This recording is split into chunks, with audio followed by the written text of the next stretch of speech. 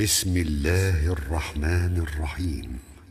ولا تحسبن الله غافلا عما يعمل الظالمون إنما يؤخرهم ليوم تشخص فيه الأبصار مهطعين مقنعي رؤوسهم لا يرتد إليهم طرفهم وأفئدتهم هواء وأنذر الناس يوم يأتيهم العذاب فيقول الذين ظلموا ربنا أخرنا إلى أجل قريب نجب دعوتك ونتبع الرسل أولم تكونوا أقسمتم من قبل ما لكم من زوال وسكنتم في مساكن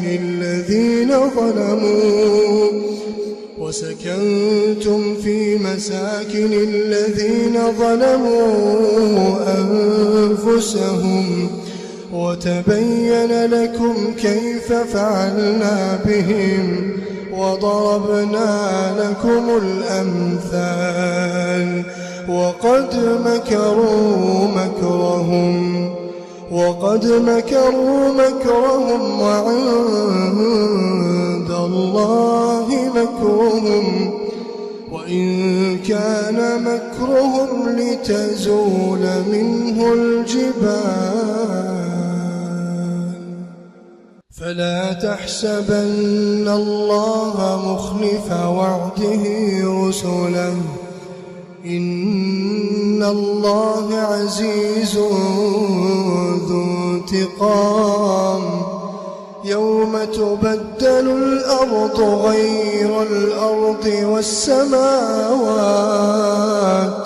وبرزوا لله الواحد القهار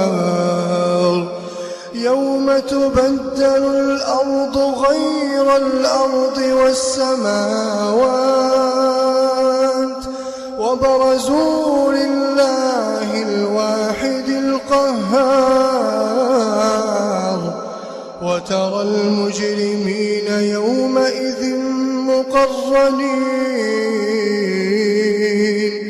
مقرنين في الأصفاد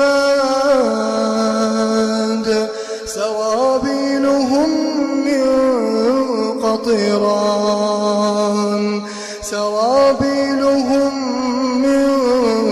قطران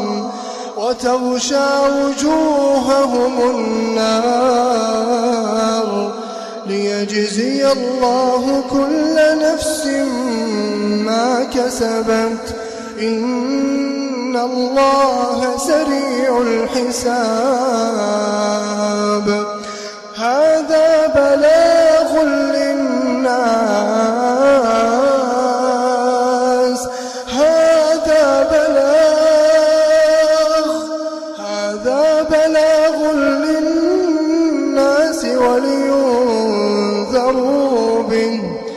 ولينذروا به وليعلموا أنما هو إله واحد وليذكر أولو الألباب.